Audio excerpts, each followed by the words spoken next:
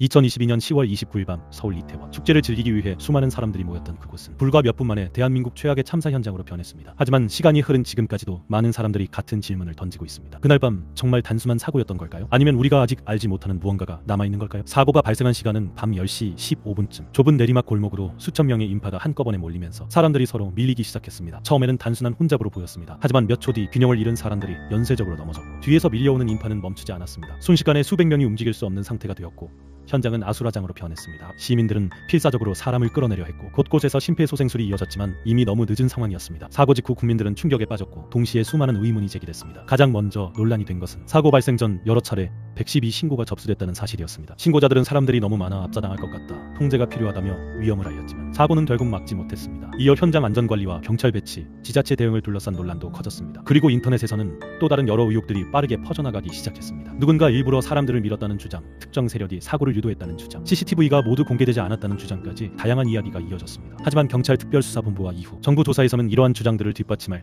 객관적인 증거는 확인되지 않았습니다. 수사 결과는 많은 인파가 좁은 골목에 집중됐고 현장 안전관리와 대응이 미흡했던 것이 참사의 핵심 원인이라고 발표했습니다. 국정조사와 여러 조사에서도 인파관리 실패와 초기 대응 부족이 반복적으로 지적됐습니다. 그러나 수사가 끝난 뒤에도 의문은 완전히 사라지지 않았습니다. 왜 위험 신호를 더 빨리 막지 못했는지, 왜 현장 통제가 제대로 이루어지지 않았는지, 그리고 수많은 생명을 구할 기회는 없었는지에 대한 질문은 지금도 이어지고 있습니다. 확인되지 않은 의혹들은 사실로 밝혀지지 않았지만 그날의 대응을 둘러싼 사회적 논란은 아직도 계속되고 있습니다. 이태원 참사는 단순히 한 번의 사고가 아니라 대한민국 사회 전체가 안전 시스템을 다시 돌아보게 만든 비극이었습니다. 여러분은 이 사건에서 가장 풀리지 않는 의문이 무엇이라고 생각하시나요? 그리고 이런 비극이 다시는 반복되지 않기 위해 가장 먼저 바뀌어야 할 것은 무엇이라고 생각하시나요? 댓글로 여러분의 의견을 남겨주세요.